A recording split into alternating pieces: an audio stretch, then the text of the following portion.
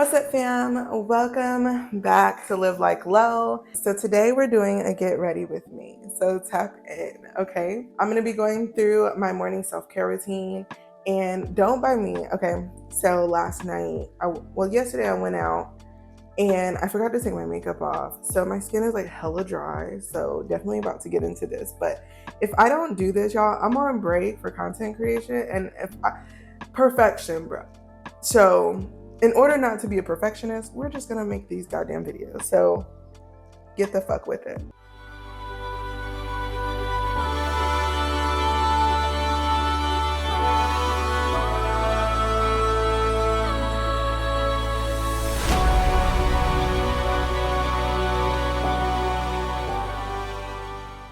Today we're going to be talking a little bit about self-care, but I also wanted to talk about something that has been going on with really it was just brought to my attention as I was talking to my mentee yesterday. And I was like, I've never actually talked about this on the YouTube channel. And sometimes I get frustrated because a lot of my stuff is like, I would say like maybe disjointed a little bit. And it's just because there's so much information packed into everything. So while I am sitting up for my steam, I'm going to talk to you guys about some of this stuff.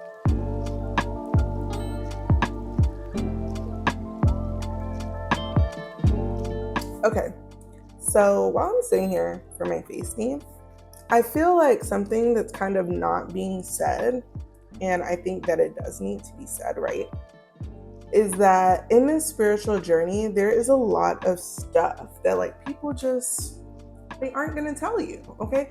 They're not going to tell you because it's their own personal gnosis. And the reason why a lot of people don't share like their deeper gnosis is because it's for you to have your own gnosis, right? Why is gnosis important?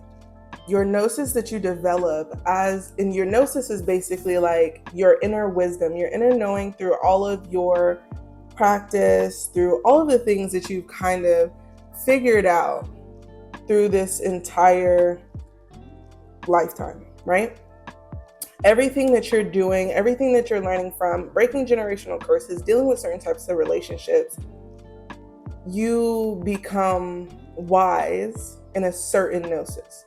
What's really great about having a gnosis or being a part of a certain type of understanding, like when you have this gnosis, I want you to think about who you are. And I want you to think about like who you've been so far in your life.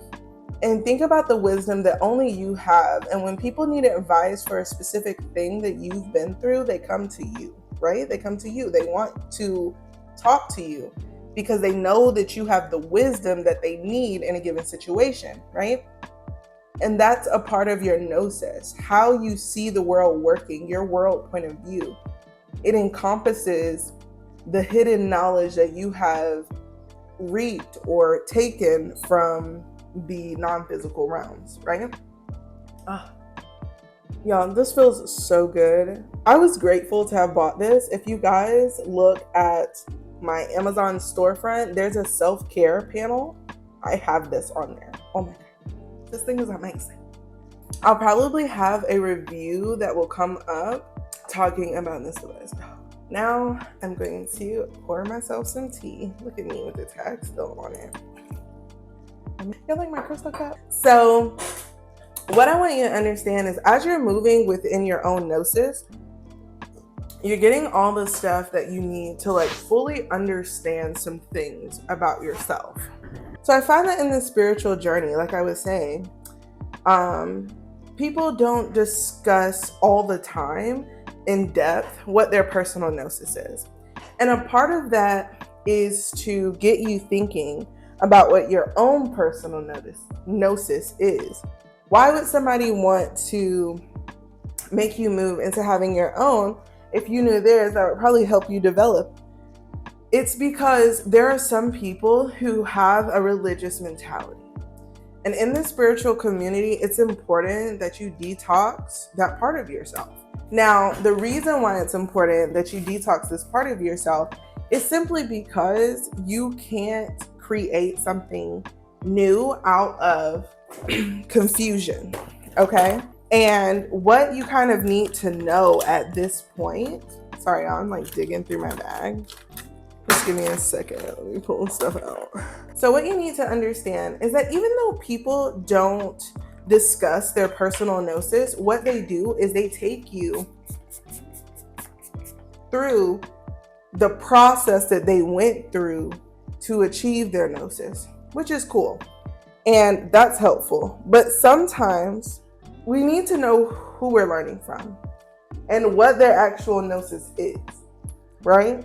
Because if we don't know what their gnosis is, we don't know if this is the right teacher for us to develop a certain type of gnosis that we're looking to develop.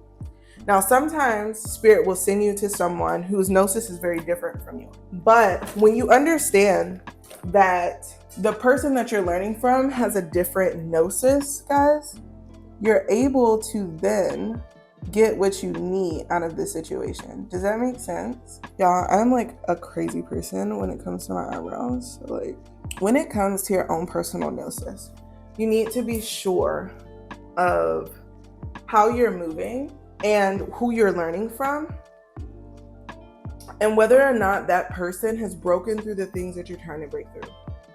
For example, there are some people that I watch that I know have a certain knowledge for me, but on certain topics, I don't listen to them because in their language, because I've healed that thing already, I understand that they don't have a gnosis strong enough in that area that could be helpful to help me develop my own gnosis. Does that make sense? So for example, if I go to someone and they're teaching about manifestation, so they can manifest literally anything but money. So they could manifest the connections, they can manifest followers, they can manifest views, they can manifest a house, they could whatever, right? But when it comes to money coming into their bank account, like they're stuck, they're stagnant, they don't know why they're stuck there, right? That's not somebody that I want to learn about money from, because that where they're at right there in their life, like they can't help me. You know what I'm saying? And maybe if they were, let's say for example, so like there was a time in my life where I was making, I would say probably about, I don't know, I wasn't making a lot of money every year. Like I was probably walking home with like $700 every 2 weeks or something like that. So it wasn't a lot, right? But I knew a lot about investing because I was working on getting my money up. And so I would just, I had like a system and a budgeting system of how I was growing my portfolio, how I was doing a bunch of stuff, right? But at the end of the day, like the only people that were listening to me were people who who were making less money or who had less, financial, I want to say dependency, but the word that I'm looking for is not dependency. The word that I'm looking for is like what you have left over at the end of the month. Consistency. There's a bunch of skills that's related to this, y'all. But what I'm trying to say is it's crazy because you see a lot of this stuff happening everywhere. You know what I'm saying? And you see people giving all this advice and they'll show you little things. But the point is that some people would follow me and they would benefit because they didn't have budgeting skills, right? Some people would come and talk to me in real life, y'all. And like, we would talk about developing habits, how to undo habits that create financial loss or, you know what I'm saying? Stuff like that. And so the reason for that is you need to have a skill before you're able to develop, say, for example, a new habit around money. You need to also be working at developing a new skill to support that habit. So say, for example, like if I'm trying to go from always spending my money and living paycheck to paycheck to saving, to investing, to having capital that is somewhat passive because I've set up those structures, then the first thing I'm going to do is develop the habit of being diligent with my money. And that doesn't always mean budgeting, but for people who have a limited amount of income, it does mean budgeting, okay? If you are struggling to survive every month, it means that you need to get a handle on how much money you're spending every month. Like really sit down and go through your bank account statements and ABCD. These are things that are fucking some bullshit in the beginning, right? But once you develop a budget, you live by that budget for maybe 6 months, right? And you say, okay, every paycheck or every time I get paid, I am going to take such and such percent of this money and I'm going to save it. Or every such and such money that comes in, I'm going to do A, B, and C. What you're doing is you're developing the skill to be diligent in your finances. And it's probably because you didn't have that skill that you have problems with money, right? So for someone who doesn't have those skills but wants to get, say for example, to look like some other people that they see online or whatever, what they're trying to do is to create that lifestyle for themselves. But they can't just hop into the lifestyle, because even if they make enough money to just hop in, they don't have the skills to support themselves. So essentially, the reason why people don't teach you their Gnosis, honey, is because it doesn't matter if you don't have the prerequisite information. If you don't have the prerequisite information and you don't have the skills to support it. So they take you through the process to see their Gnosis in action. But like I said, if you don't know what's happening, then it almost feels like you're kind of being like, the word that I want to use is like finagled, but it's like you're going on a wild goose chase until you understand what's happening, right? And not enough people follow people long enough to understand. A lot of people don't follow whomever they're following, whomever they're learning from, long enough to develop a full Gnosis. And because of that, they have a big disjointed practice, right?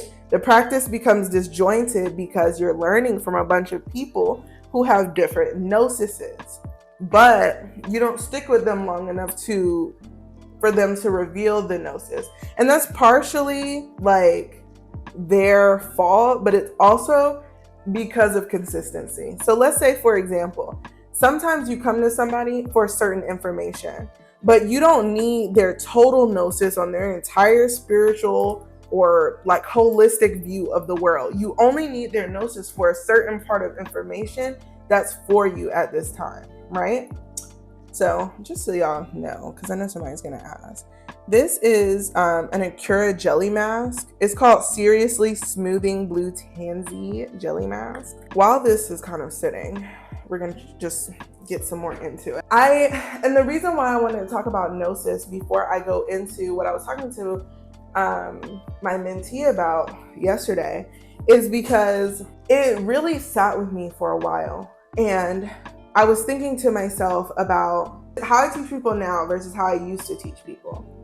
And I noticed that I would teach Gnosis first, which was a problem, because if I'm teaching Gnosis first, it doesn't matter what I'm saying because nobody's going to understand it, right? You're walking people into the Gnosis for them to discover what is for them to develop their own Gnosis, right? And so as I was talking to my mentee, and whenever I'm working with someone, whenever I'm mentoring someone, whether they know it or not, I am always communicating and channeling their team, because I don't do anything. I don't put anyone, especially when it comes to people that I'm mentoring like one-to-one, I'm never going to take you to a place or point you in a direction that's not for your greatest good or not for your highest path. Like, that doesn't make sense, right? I'm not going to take you where I feel like you should go if your spirit team is saying that's not the direction, right? And I think that that's important that we remember that. I was sitting and I was talking to her deity, and we were just having like a kind of like, as me and her were having a conversation, me and her deity were having a conversation. And she was saying, her deity was telling me like, hey, you know, she has literally everything.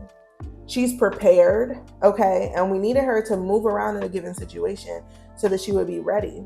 And her deity was telling me like, hey, it's time for her to understand her own gnosis. But in order for her to understand the information that you're going to give her, you need to send her through the process of the gnosis. And I was like, I like that. I think that was like a lesson for me, because not only was it a lesson for the teacher, but for me, it was also showing me how to develop a gnosis that I'm unattached to, how to support a gnosis that I'm unattached to. And something that was really poignant to me about this is that most people don't understand how the universe works, right? How it works. We have all these, let's manifest, let's hop ship and let's go to the next timeline, let's do this, let's do that. But at the end of the day, like, what does all that stuff really mean to you? What does that mean? Like, does that make sense to you? Do you need to find a different way of understanding it? Like, what's the sauce on it, right? What part of it makes it you? And what part of it do you resonate with? And how can you make it your own?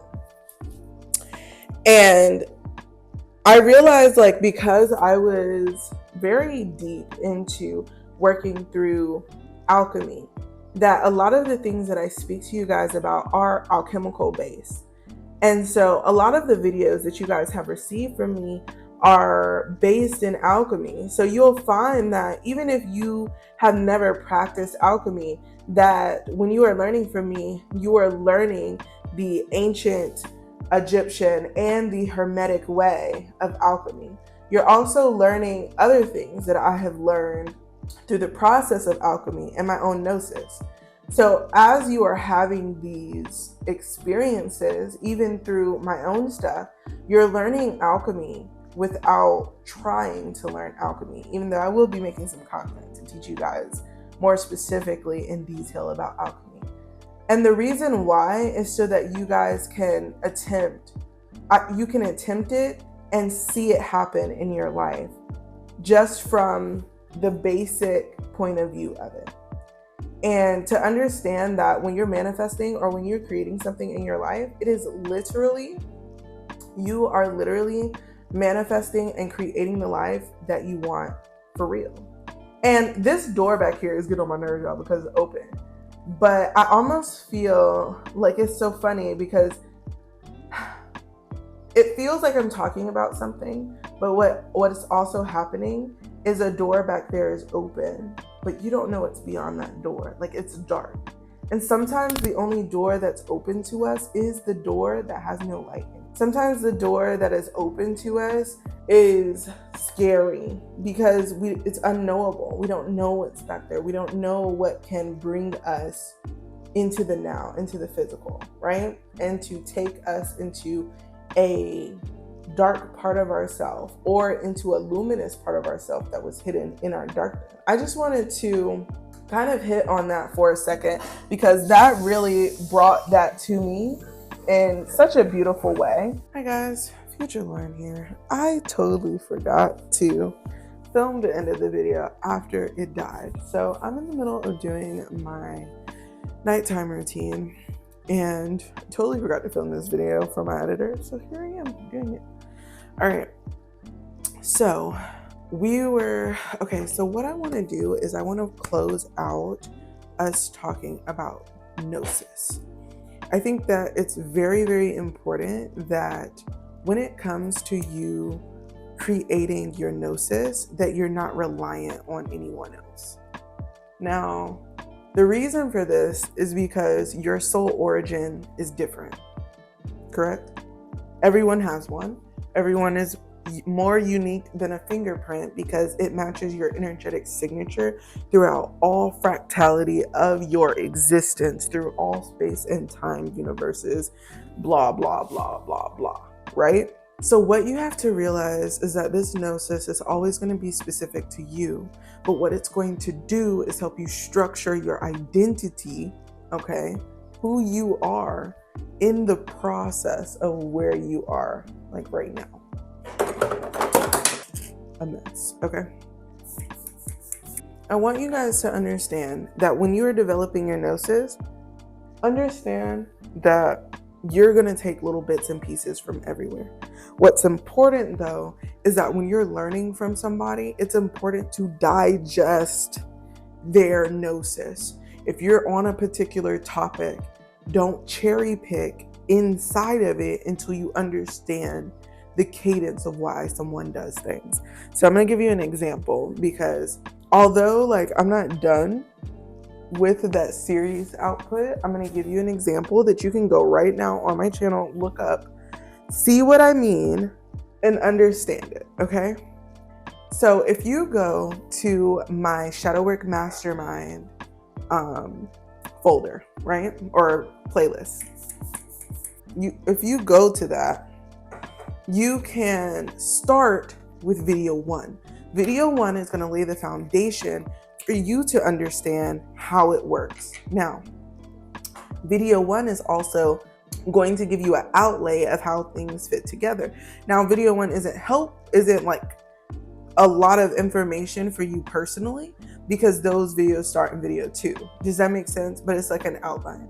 So then when you go to video 2, 3, 4, and 5, they build upon each other to teach you how to visualize, to see, to understand, and to physically like create the mental connection of things that are non-physical and how to manipulate them. Does that make sense? How the universe is set up, how you fit inside of it, and then exactly how to manipulate it. Now, the reason why you need to know this is because this is a ground layer understanding for the understanding of the videos that come after it, right? And if you don't have that understanding and you cherry pick the videos that you watch on those first couple videos, you will be lost as fuck. Does that make sense? I try to make it easy for you not to get lost as fuck, but if you don't watch the videos, you are most definitely gonna get lost as fuck. Does that make sense? So what I want you to understand is like, don't be rushing and shit to get your ass lost as fuck, okay? From that, what you guys have to understand is that when you're learning from a particular person, make sure that you're learning why they do certain things so you can understand how to fit it inside of your practice. For a lot of the times, people will come and cherry pick shit out, eat little bitty things from all over the place, which is what you're supposed to do. But you're supposed to have a why behind that, not just cherry picking shit all across the realm. Like, that's going to confuse the shit out of you. Does that make sense? Then it's hard for you to develop a cohesive gnosis about who you are, what you believe, blah, blah, blah, because you don't know why you've assimilated a belief. Does that make sense? Like, if I told you right now, like, aliens are real and you need to go home and try to channel an alien so that they can give you special instructions so that you can avoid an alien invasion. Do you know what I'm saying? And I'm using something ridiculous so that you can understand how ridiculous it is for you to just take that information and run with it without me telling you why you should do that. Like, why should you even believe me? Is there any evidence that I'm not fucking crazy? And that's the way that you should approach anything when it comes to spirituality or anything else, okay? Like, when it comes to intuitive nudges, you require spirit to give you confirmation. But for whatever reason, because humans have been taught to just hear, perceive, and then just assimilate instead of questioning stuff, because that's how our society works right now, you're just taking shit on. I had a client once that really believed that AI filter on TikTok would show her ghosts in her house. Like, that was just a fucking joke. Do you know what I'm saying? That was a joke in the spiritual community. That shit doesn't really work. Do you see what I'm saying? But there was so much social proof that it was possible that she didn't have the discerning factor that was just a joke, that was just some bullshit. Like, that is not something to be taken seriously and like you should be using to see if you have ghosts in your house. Does that make sense? Does that make sense to everybody? I'm trying to make it make sense, because a lot of us need these confirmations so that we can stop doing stupid shit. Okay? We can stop doing stupid shit. And I don't have a lot of time to continue to talk to you guys about this, because I need to go blow dry my hair, because tomorrow's Valentine's Day. And y'all, look how I'm looking right now. Okay. So look, today is the day you are going to say, if I want to have a cohesive practice, then I need to create a cohesive gnosis, right? When you are looking at someone's body of work, whether it's on YouTube, whether it's a course or whatever, what they are doing is they're teaching you the information that they learned through their gnosis that has created a structural sit down. They create a structural foundation they can stand on, teach from, and live on top of and build on top of. Does that make sense? And live it within it as well. Move around in it, create new structures based in it, based on the ideas and the ethics that they have created in this area. Then they're teaching you how to do it. When you go into trying to figure out how to shift a mindset, what you're saying is you're looking around your foundation for creaks. You're looking around your gnosis for open gaps. You're looking around your gnosis for things that are there, but they're not connected to anything else, or they're only connected to one thing. So the only time that you access certain information is when you are only connected through this one thought form. And if you don't think about that thought form, that thing isn't included in your practice. Every single thing inside of your practice needs to be connected to every other thing. And until you get it all the way wrapped up, you're not going to have a cohesive understanding of how your practice works. Does that make sense? Like, for example, I am too, like right now where I'm at in life, I am too last minute to like legitimately have like holidays that I celebrate every single year. But there are certain holidays that I just love. So I'm always going to do something, even if it's just like at the last minute, I'm like, I'm doing this. Does that make sense? But there are other things where it's like, okay, you know, these involve other people and I have to plan and I have to think ahead and I have to talk to A, B, and C. Okay. There are other things where it's like, okay, during this time of the year is my action part of the year. And this is how I include source in that time. This is how I work with Raw during that time. Okay, maybe once or twice a week, I'm gonna move my entire office outside. I'm gonna sit outside. I'm gonna receive my messages from the trees, from Ra, from the creator, and I'm going to pull everything down, get all of my information. I might go live, I might not. I might just pull out, you know, a little desk or whatever, be working off my tablet and my laptop outside, because that's what I'm doing for that day. Do you know what I'm saying? It's like going to have a meeting with your boss. Like, it's like, we're working together today. And some days I'm going to be in the office and I'm going to be literally laying down and like, I should be doing stuff. And they're like, no, bitch, you should be meditating. So close your eyes. Do you know what I'm saying? There's certain things that you do in tandem because they're ritualistic. They include spirit in your everyday life or in your seasonal efforts. For some of y'all work with deities, so it makes it a little bit easier to understand the seasons. Like in the fall, all of the death deities, all of the darker deities that I work with come out in the fall, but they also come out in the spring because most deities associated with death are also associated with rebirth, right? And those are their seasons. Whereas when it comes to sun gods and moon gods, they mirror each other. So in the summer, I'm working primarily with Ra and Thoth. Thoth is a moon deity, right? But he's also very close to Ra. So when I'm working with Thoth, I'm also working with Ra in the summer. And then in the winter, I'm working primarily with thoth instead of Ra. So I'm now moving closer into the thoth where I'm going down. I'm thinking, I'm shadow working, I'm moving shit out of the way. I'm thinking about what were my limitations all year that I need to surpass or that I need to break down or I need to do the shadow work on, right? But during that same time, still working with Ra. So Ra is helping me provide and continue to sustain my light during a period of darkness while I'm walking through my own darkness, to then be able and prepared that when the days of the sun come, I can shine that much brighter. And I move that way. Does that make sense? And when you come into your own understanding of your own gnosis, you start to move different in the seasons, right? I know that I move way different in the fall. It's one of my favorite times of year than I move in the spring, mostly because I hate going outside. But like I just don't like allergies. I don't like sniffing in and breathing tree cum. Okay. That's what it is.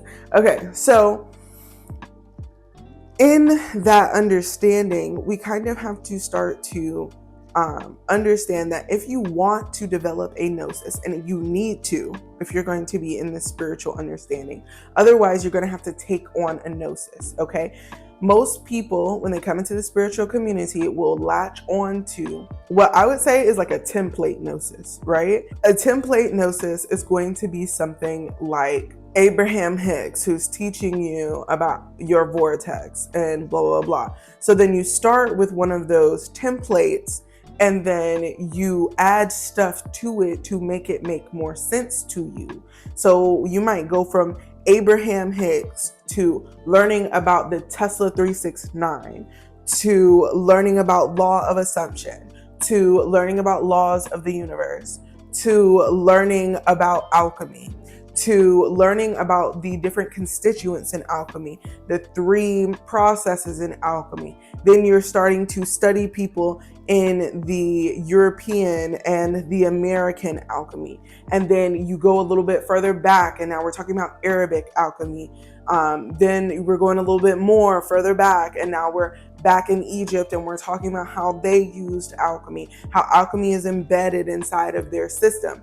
Whatever the thing is, you're going to basically be following a path. Sometimes you might get stuck at a particular point, and that point is where you decide to anchor in, right? There are some people who follow alchemy into the early days in the Roman Empire, or the early days in the Greek and the Greek Empire, right? Where they were communicating with Egypt, and they had a lot of synchronizations coming in, because a lot of their early scholars, who were at the time considered heretics, were going to Egypt, studying for decades, and becoming scholars there, and coming back and trying to teach their people what they learned, right? Before we get into like, oh, they was coming in and they was like, trying to invade and shit. Before any of that, when things were just like, let's be cool, let's get to know each other, let's be friends type shit,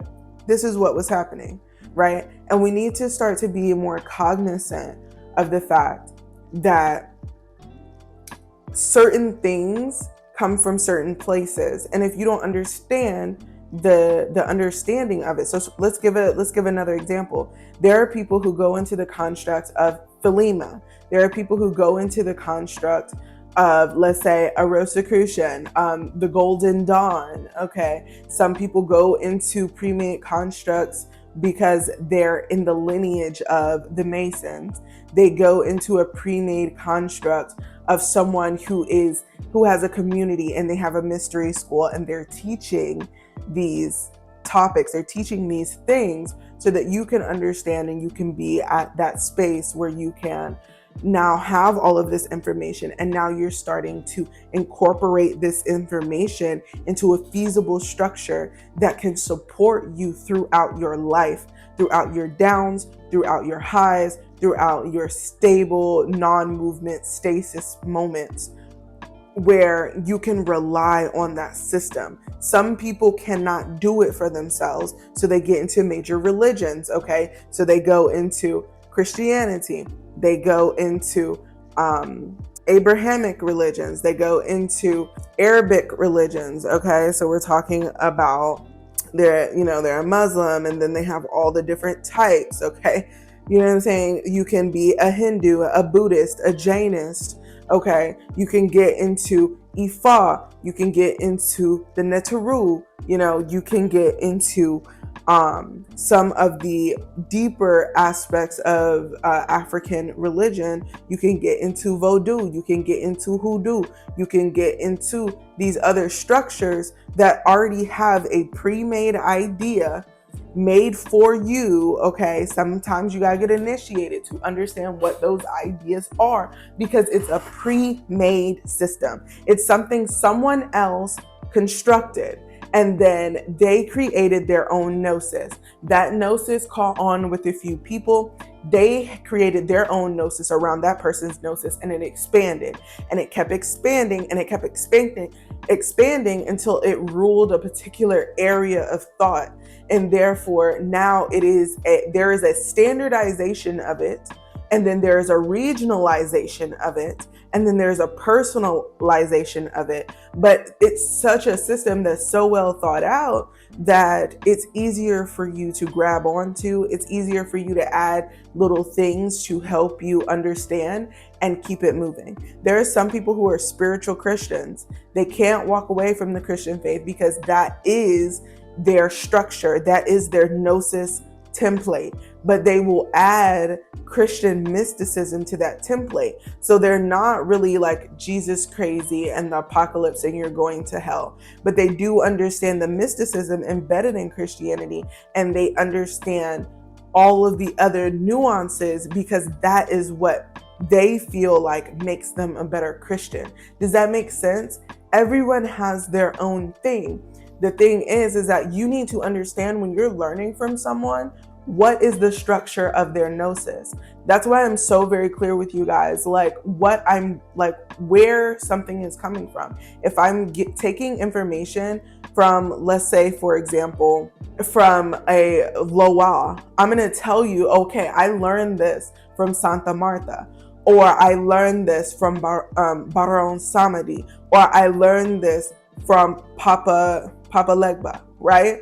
Or during the period at which I was very deep into Ifa, I would be like, oh, okay, well, back in 2019, when I was working with Yemaya, I came across this information and it did A, B, and C, and I was able to do F, Y, blah, blah, blah. You know what I'm saying?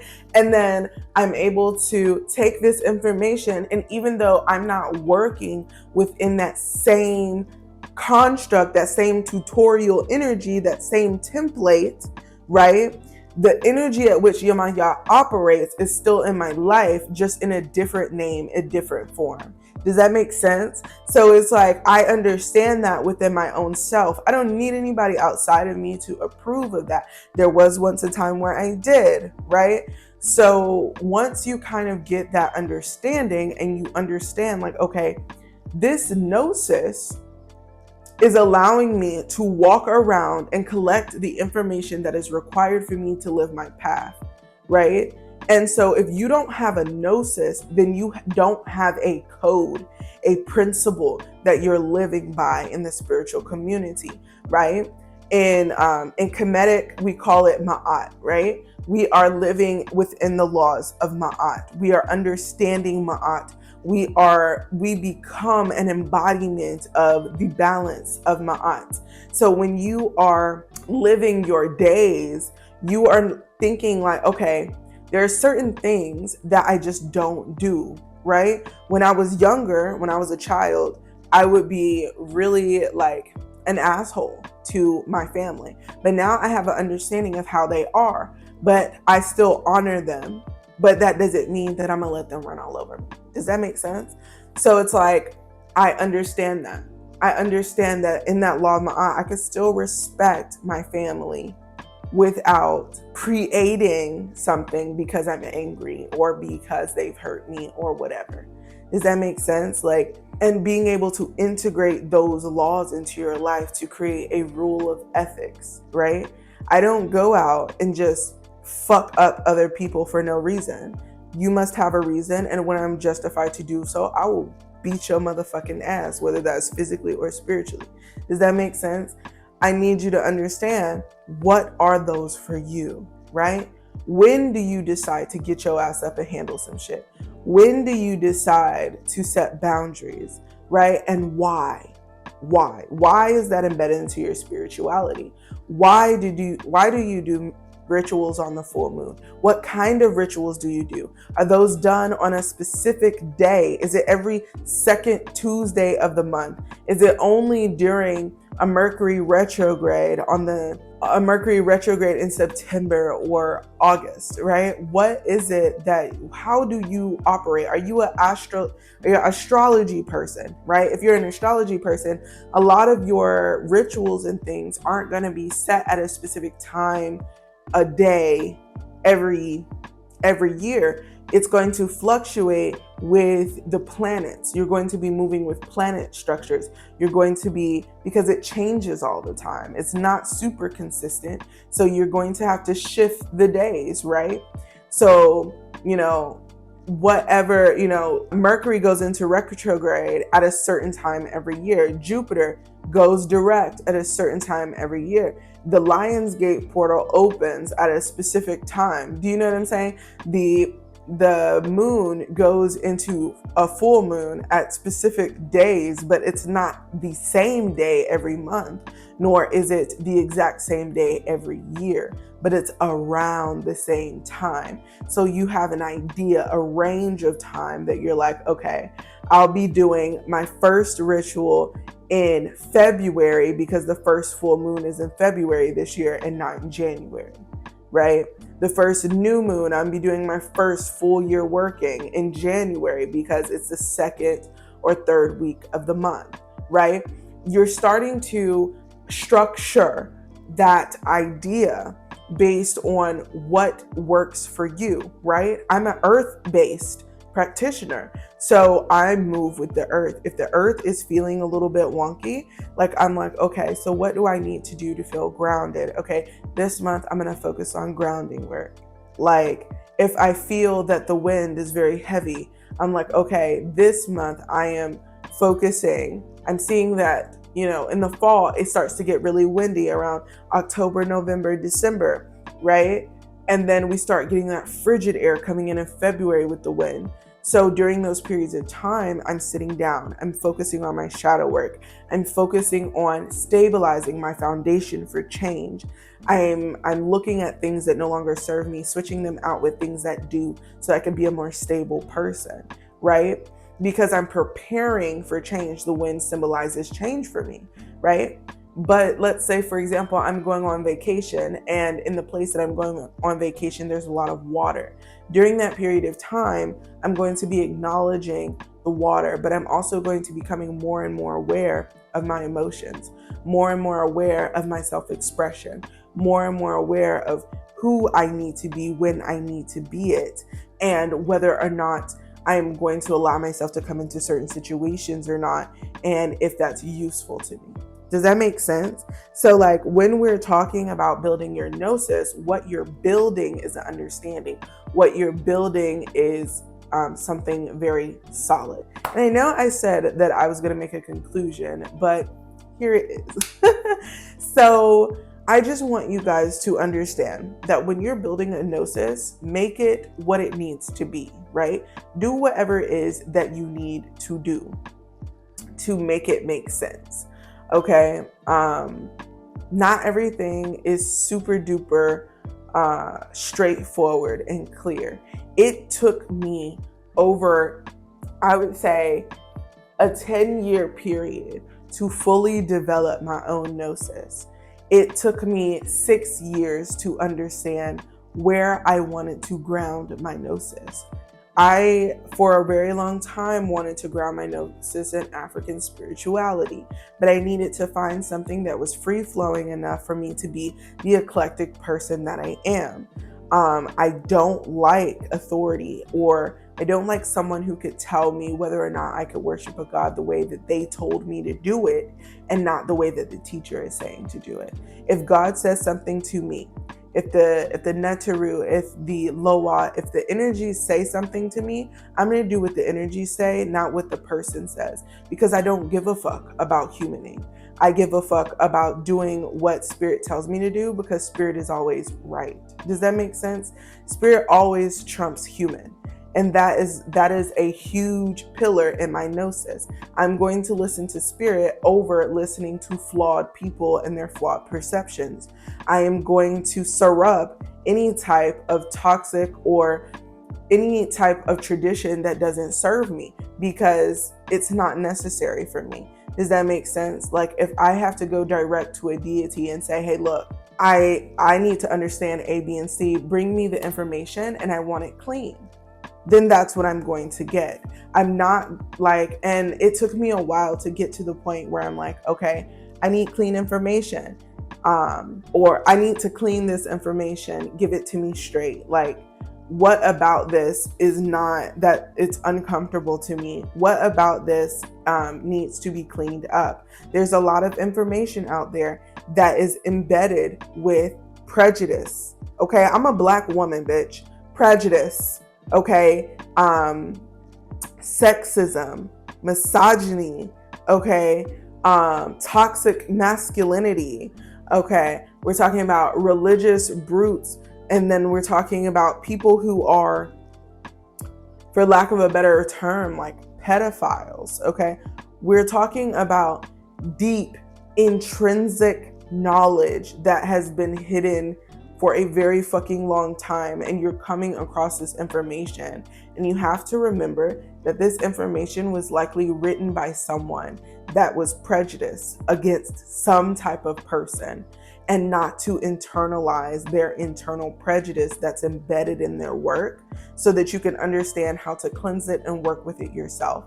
There are a lot of German and English people who have contributed to alchemy that I've studied. But what's really sad to see is that a lot of those same people were very prejudiced against Black people. So it makes it hard to read their original works. It makes it hard to go through that stuff.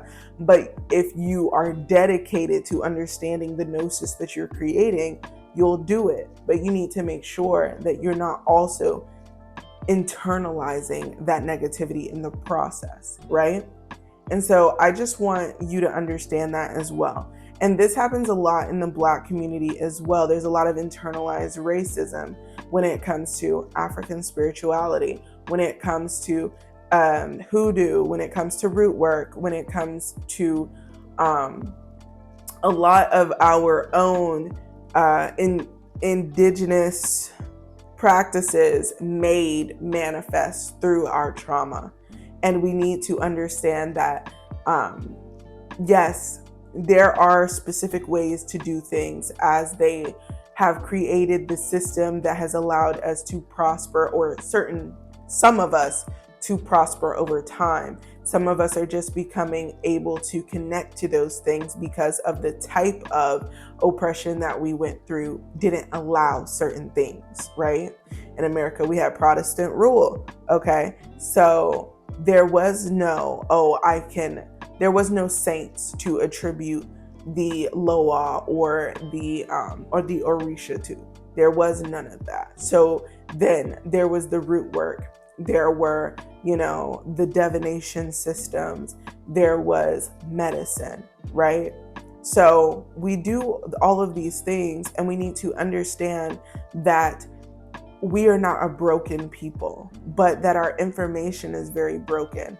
And in order to understand who we are individually, we need to allow ourselves to experience things without feeling like we need to immediately go into a system and immediately get initiated into any type of system without understanding, is this a place where I'm willing to drop my foundation and to base my gnosis on this foundation? And I'm going to say it exactly like that and leave it that way, because I want you to understand that wherever you sit your gnosis down, if you decide that that's not the place you want your gnosis to be anymore, you don't want it to be based in Ifa. You don't want it to be based in Christianity. You don't want it to be based in Sufism. You don't want it to be based in Buddhism or Hinduism or some type of ism, right? Or even if, like, let's say, for example, you're experimenting with high magic and you realize the Lima is cool, but you really want to get more into Enochian magic, or Enochian is cool, but now I'm really thinking about going into Abramelin, right? Even though Abramelin is what Enochian is based off of. Okay, so what I want you to understand is, or you going into Solomonic magic, right? All of these things are base systems where certain thought forms are sat down in so that you can ground your gnosis into something.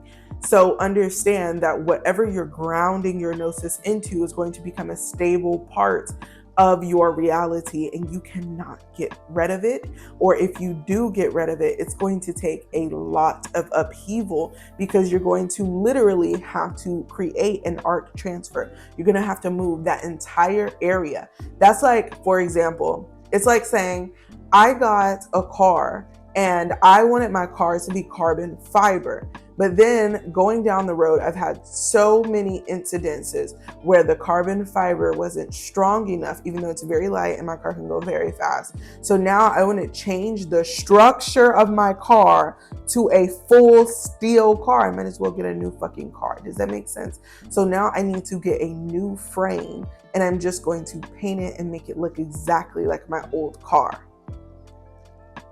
Like, that's a lot of work. So when I'm telling you to figure out, when you want to sit your gnosis down in an area, take your time. Once you figure out the basic line of your gnosis, right? What is the basic line of your gnosis? My basic line of my gnosis is, I am a truth seeker of the creator. So I'm going to go wherever the fuck the creator takes me so that I could learn more about the truth of what the creator is and how to operate in tandem with my own creator within, so that I can be as below of the creator above. Does that make sense? And that is how I operate. So that is my basic gnosis. Now there's a lot of other shit in my gnosis, but that's my basic tagline. What is yours? If you know your basic tagline for your gnosis, then you know how to operate going forward. Okay. If I feel like I just created a whole nother video, but whatever. So if you guys saw B-roll in this, because this is a lot better structured than the first year round. But yeah, so take what you have and work with it. Okay. Take what you have and rock with it. And don't be afraid to experiment and shit. Sometimes I will take a thought form and I will experiment with it for 3 to 6 months. And if that thought form doesn't mesh in well with certain parts of my gnosis, it becomes subjugated information, which basically means I'm attaching it to the outside of my gnosis. So for example, there are certain pillars in my gnosis that have to do with certain types of mysticism, right? So I've studied a lot of mysticism. I studied a lot of African mysticism, studied a lot of Hebrew, studied a lot of Arabic, studied a lot of Sumerian, Atlantis, Mu, a lot of mysticism just across the planet, dead or alive. I've studied a lot of it, whether it was in the astral or in the physical. So I have a lot of components in my gnosis. So when I go and I'm like, okay, well, this information is attached to, let's say, for example, this information was based in Atlantean logic, but it came up in Native American, Aztec, blah, blah, blah. So now I'm going to put this into my native, my First Nations people category of mysticism. And I'm going to connect this to my native ancestors to then give me the more current version of this idea so that I can assimilate it into my gnosis. And if they tell me, okay, this is just a guardrail to get you to the place so you can understand this, then it just becomes a subjugated gnosis. It's just attached. It's attached by the hip to a compartmentalized idea, so that once I get to a place where I can receive the information that they're preparing for me, then I can grab onto that. I understand how it works, what it works, why it works. That guardrail is no longer needed, but I may still have a piece of that idea to allow me to still, if I forget about it, I can attach back to that and I'd be like, oh yes, and this means A, B, and C, and D. So I'll incorporate that part into that particular point in my Gnosis and then plug it into the Gnosis where it needs to be. So, understand that you're creating your Gnosis is like a puzzle and you're getting bits and pieces of it all the time. So just take your time with it. Don't shit on yourself and just do it. And also stop saying, I don't know. Okay? You fucking know. Regardless if you don't know if everyone agrees or not is different from you don't know what the fuck you're talking about. When you know something, you know. Just because you're not, and sometimes it's just like, I have yet to perceive the confirmation is okay. But saying that you don't know something is just creating a blockage at which you should be knowing something for the knowledge not to be accessible to you, even if it's present. So there it is. I love you. I'm so grateful for you guys for being the fucking top-notch people that y'all are sitting through this video. It's probably all over the place, but it is what it is. It's hair day. So, I'm about to get this shit together, honey. Hopefully before I go to bed, but it's looking like I'm gonna have to wake up early in the morning. Okay. I love you guys. I love y'all, and I hope that this information on Gnosis has helped you. Continue to thrive, continue to stay high, stay vibing and doing your motherfucking thing. I love you. Bye, bitch.